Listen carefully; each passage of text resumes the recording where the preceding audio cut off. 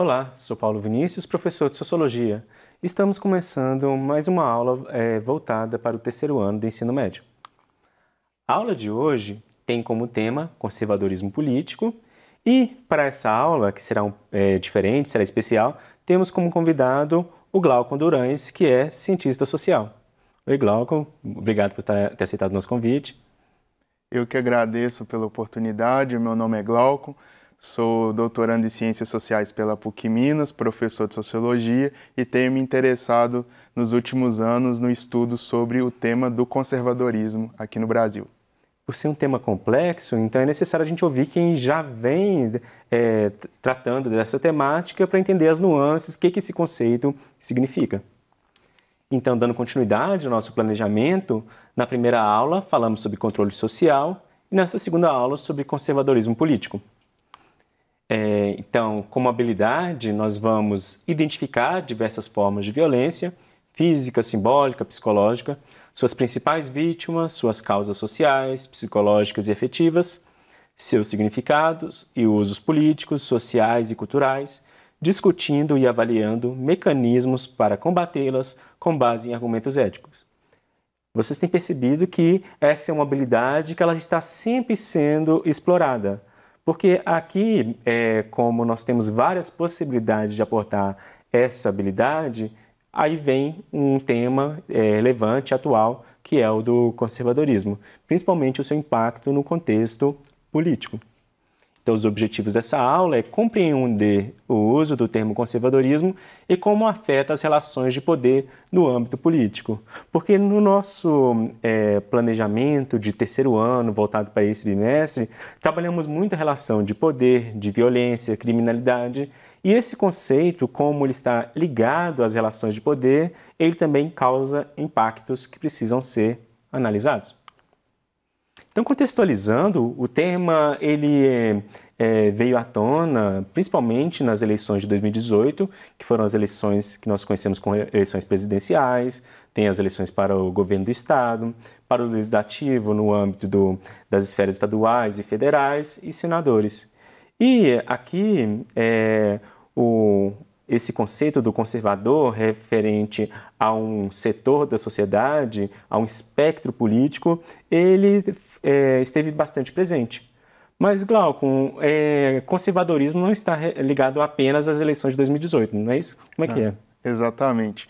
Desde pelo menos ali as jornadas de julho de 2013, a gente vê no cenário político nacional várias polarizações. Então, a partir de 2013, depois, com o afastamento e, enfim, o impeachment da presidenta da República, depois com a prisão do ex-presidente Lula, depois, sobretudo, com a eleição presidencial de 2018, a gente viu o emprego do termo conservadorismo, tanto pelos pesquisadores quanto pela sociedade, pelas pessoas, carregado de vários sentidos. Ora com seu sentido científico, ora com seu sentido de senso comum, ora como elogio, ora como ofensa. Então a gente tem uma polifonia dos sentidos dessa palavra nos últimos, pelo menos na última década, que a gente está tratando. No contexto internacional, um marco foi a eleição do presidente Donald Trump nos Estados Unidos. Então isso lá em 2016 e aqui no Brasil, sobretudo na eleição presidencial de 2018. Então, muitas pessoas falam de conservadorismo, mas não quer dizer que está todo mundo falando da mesma coisa naquele momento. Por isso que é importante tratarmos desse conceito, inclusive para garantir o uso adequado nas aulas de sociologia, numa discussão e até possivelmente num momento como o Enem, onde tem que fazer uma redação e, se for usar esse conceito, que tenha o seu uso numa aplicação mais adequada.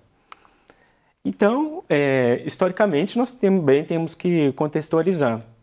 E aqui a gente tem uma charge que mostra a relação entre Partido Liberal e Partido Conservador, como que esse conceito do conservadorismo se apresenta na nossa história brasileira, Glauco?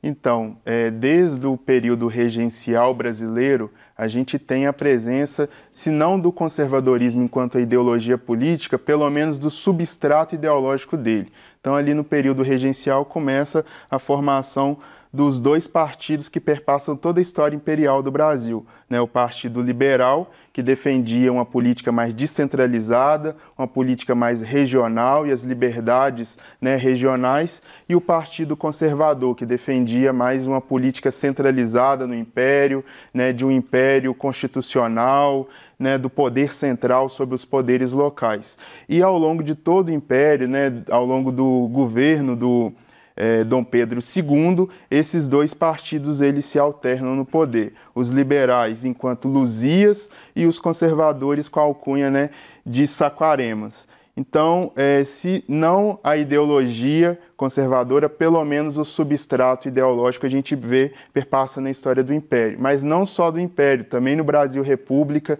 a gente vai ter a formação de outros partidos que vão pegar esse substrato ideológico, como, por exemplo, a UDN e depois o Arena. Então, toda essa história política do Brasil está perpassada por esse antagonismo entre as forças políticas, liberal e conservadora.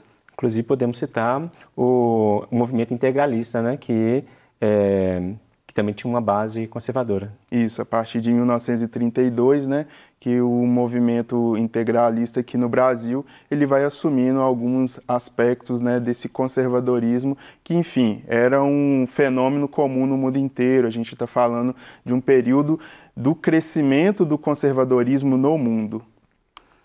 Então, pensando nesse contexto, assim, a gente pode pensar o seguinte: em cada período da história brasileira, o conservadorismo político representou um conjunto de ideias específicas, tais como as defesas da monarquia parlamentar, constitucional, do centralismo político imperial, da descentralização administrativa e do poder moderador, o anticomunismo e o militarismo anticomunista soviético, mas também ideias em comum, como o tradicionalismo dos modos de vida, a ortodoxia religiosa católica e a manutenção da ordem, das hierarquias e das diferenças sociais. Assim, vamos ver que é um conceito que está em movimento. Nós não temos a mesma compreensão atual em relação ao período monárquico. Então, a gente vai ver que em cada momento tem um conjunto de ideias ali que são compartilhadas por essas pessoas, por esses conservadores, e que os coloca nesse lugar. Então, como é um conceito em movimento, é importante nós buscarmos também um embasamento teórico, sociológico deles. E o primeiro autor é o Karl Marx, que é um sociólogo judeu, nascido na Hungria, que fala sobre esse conceito. E como que ele apresenta para nós? Exatamente. Então, no início do século XX, existia uma grande confusão na definição do que é conservadorismo. Então, o Karl Marx, né, que é um marco na discussão científica do que é o conservadorismo, ele tenta aglutinar, ele tenta, enfim, chegar a uma definição do que era aquela polifonia de sentidos. E ele usa isso a partir de uma área de conhecimento que a gente chama de sociologia do conhecimento. Então, Karl Marx, ele vai usar ali essa sociologia, aplicar a sociologia do conhecimento a partir do caso alemão, né, do movimento romântico alemão, e a partir disso, né, ele vai compreender esse conservadorismo do caso alemão como um modo de pensamento, né, que nasceu de uma atividade política, de uma reflexão filosófica a respeito do que é o conservadorismo. Então, o que ele apresenta como conservadorismo não é o que nós temos hoje. Então, aí a gente vai ter vários outros autores que vão criticar, enfim, o conceito ele é dinâmico, ele muda. Então, num primeiro momento, o Karl Marx e os seguidores, né, dessa ideia científica vão compreender o conservadorismo como uma reação ao iluminismo, né, e ao que o iluminismo gerou, a Revolução Francesa. Então lá tem o justnaturalismo, o racionalismo, né, enfim, o positivismo mais tarde. Então o conservadorismo, nessa perspectiva de Karl Marx, ele seria esse pensamento, esse modo de pensar em oposição ao Iluminismo e à Revolução Francesa.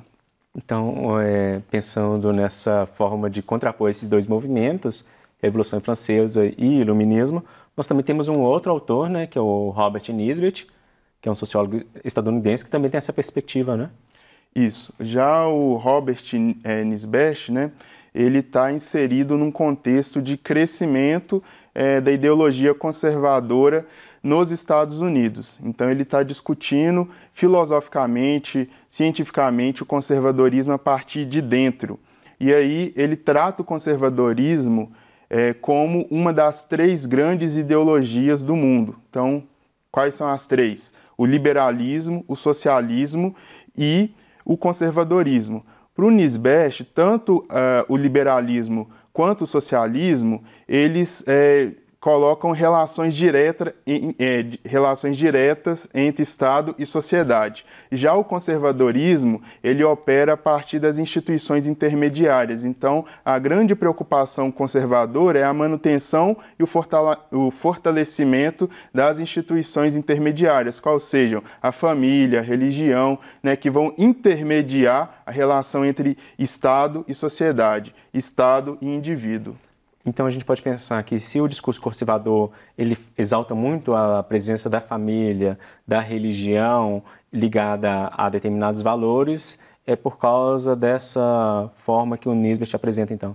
Isso, e esse elemento ele já começa a aparecer desde a primeira grande teorização sobre conservadorismo, essa grande preocupação conservadora com essas instituições intermediárias, família, religião, ela tem a sua origem lá no século XVIII ainda, na discussão do parlamento inglês a respeito da Revolução Francesa.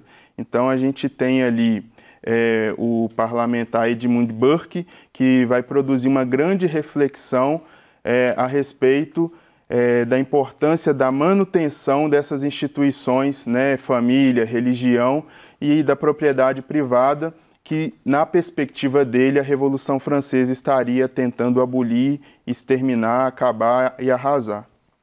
Inclusive, completar que o Robert Nisbet, ele fala a partir de dentro, porque ele também se apresenta como um conservador. Então, enquanto conservador, ele cria uma forma de legitimar filosoficamente o que seria o conservadorismo. Não é isso? E como uma forma de contrapor essas ideias de pensar o conservadorismo como uma reação ao Iluminismo e à Revolução Francesa, nós vamos ter o historiador brasileiro, Francisco Carlos Teixeira Silva, que ele fala que não é bem assim, né? Isso. Então, esse historiador ele vai ser crítico à perspectiva do Calmanhé e depois crítico à perspectiva também do Nisbet, que enxergam no conservadorismo como uma ideologia reativa à modernidade, reativa ao iluminismo.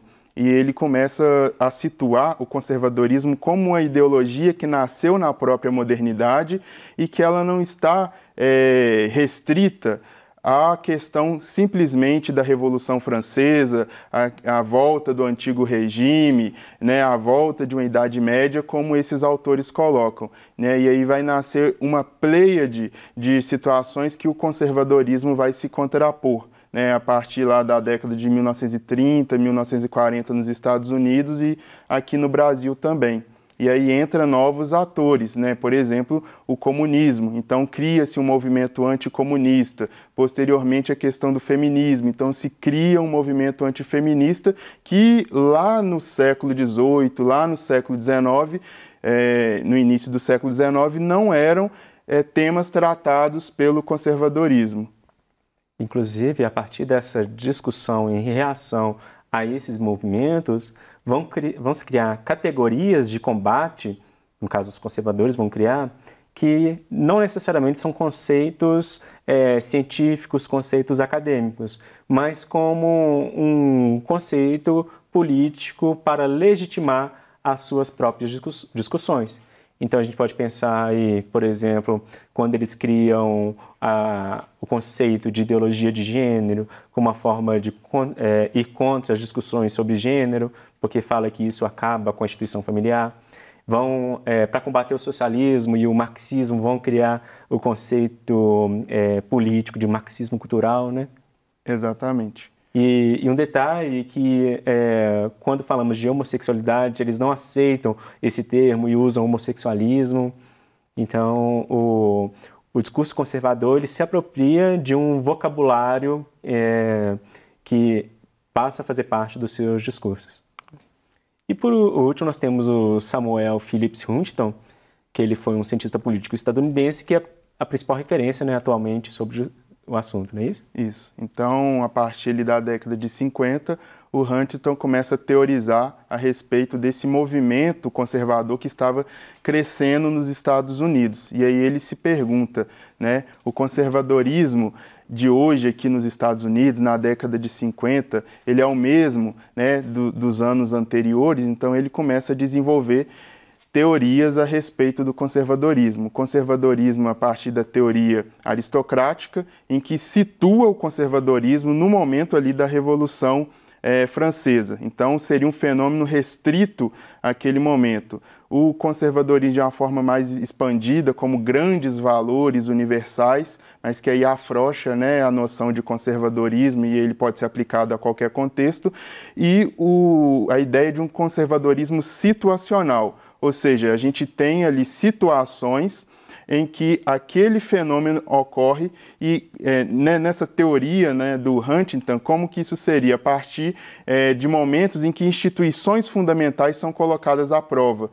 Quando essas instituições fundamentais ali de determinada sociedade são colocadas à prova, nasce então um movimento conservador para combater essa desconstrução dessas instituições. Então, pensando nesses teóricos, quando nos deparamos com o discurso da pessoa ser conservadora ou não, pensando lá no início da aula, quando a gente fala que muitas pessoas falam de conservadorismo e cada um entende de uma forma, então, para alguns vai ser elogio, principalmente para quem se considera conservador, porque eles vão entender que eles carregam determinados valores importantes, então ser conservador é bom. Mas se for um espectro político, por exemplo, de crítica a esse movimento, então ser conservador vai ser ofensivo. Então, aqui nós temos um conceito onde que nem sempre ele vai ser pejorativo no sentido negativo, porque alguns vão entendê-lo como algo bom, principalmente quem faz parte desse movimento conservador, porque ele entende que está defendendo determinadas ideias.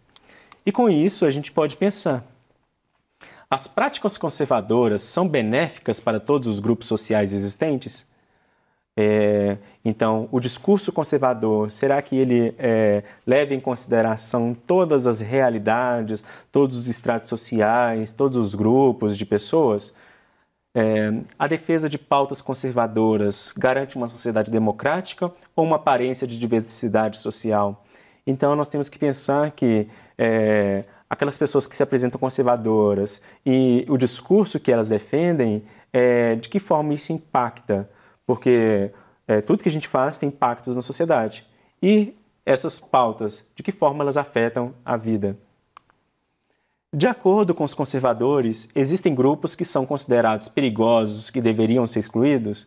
Então vamos pensar, se você defende um status quo, defende um modelo de sociedade, então tem o diferente que não é bem aceito. Então de que forma se lida com eles? E insistir no conservadorismo é prolongar a vida de quais tipos de pensamentos existentes? Então nós temos pensamentos que nós tentamos desconstruir, mas que permanecem devido ao discurso conservador. E, por último, o pensamento conservador busca parar o tempo histórico ou fazer o passado se refletir no presente e no futuro? Porque, pensando na ideia de reação, de reacionarismo, então tem um modelo de sociedade dual que tenta ser aplicado até mesmo hoje. Então, na aula de hoje, aprendemos sobre o conservadorismo político e sua implicação na vida das pessoas. E, como indicação de leitura, nós temos esse livro, Conceitos e Categorias Fundamentais do Ensino de Ciência Política, onde o capítulo sobre conservadorismo político foi tratado pelo Glauco Durães como um dos seus autores. E convido vocês a aprofundarem mais sobre o tema e nos vemos na próxima aula. E obrigado, Glauco, pela sua presença. Gostei muito dessa nossa conversa. Eu que agradeço.